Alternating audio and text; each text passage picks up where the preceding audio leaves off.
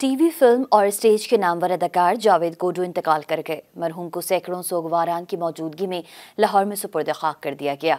अदाकार जावेद कोडू की नमाज जनाजा लाहौर के इलाके संगपुर कब्रिस्तान में अदा की गई, जिसमें शोबिज़ इंडस्ट्री की मारूफ शख्सियात समेत बड़ी तादाद में अवाम ने शिरकत की। अदाकार सोहेल अहमद, खालिद अब्बास डार, अफजल खान रेम्बो, औरंगजेब लगारी, अमानत चंद, नसीम विक्की, जावेद वसीम भी नमाज जनाजा में शरीक हुए और जावेद कोडू को खराज अकीदत पेश किया। नमाज जनाजा के बाद जावेद कोडू की तदफीन कर दी गई। 63 साल अदाकार जावेद कोडू कल लाहौर में इंतकाल कर गए थे। अहले खाना के मुताबिक वो तवील अरसे से अलील थे और लाहौर के जनरल अस्पताल में जेर इलाज थे।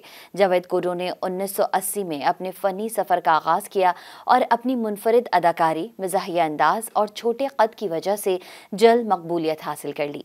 उन्होंने 150 से ज़ायद उर्दू और पंजाबी फिल्मों में, बेशुमार टीवी ड्रामों और सैकड़ों स्टेज शोज़ में भी अपनी सलाहियतों के जौहर दिखाए।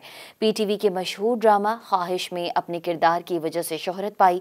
वज़ीर आज़म शहबाज शरीफ ने जावेद कोडू की रहलत पर इजहार अफसोस किया और अपने ताज़ियती पैगाम में कहा कि जावेद कोडू अपने छोटे कद लेकिन कदावर अदाकारी की वजह से मशहूर थे। उनकी वफात से पैदा होने वाला खला शायद कभी पुर ना किया जा सके।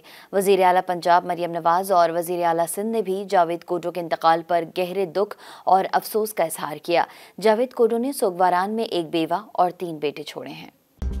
मज़ीद न्यूज़ अपडेट्स और डिजिटल स्टोरीज के लिए सब्सक्राइब करें डॉन न्यूज़ पाकिस्तान।